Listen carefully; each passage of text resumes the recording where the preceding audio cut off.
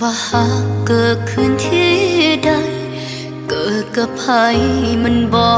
สำคัญมันจะอยู่ตรงนั้นบ่หายตามกาลเวลาว่าสิผ่านมาดนปานใดในหัวใจบ่เคยรันลายังจดจำทุกถ้อยว่าจาที่เฮาเว้าต่อกัน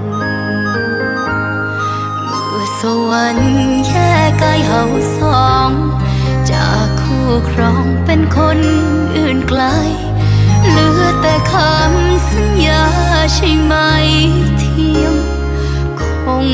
อยู่แม้นว่าเจ้าสิเกิดเป็นหยังบ่เคยคิดสั่งย้อนหาคนหู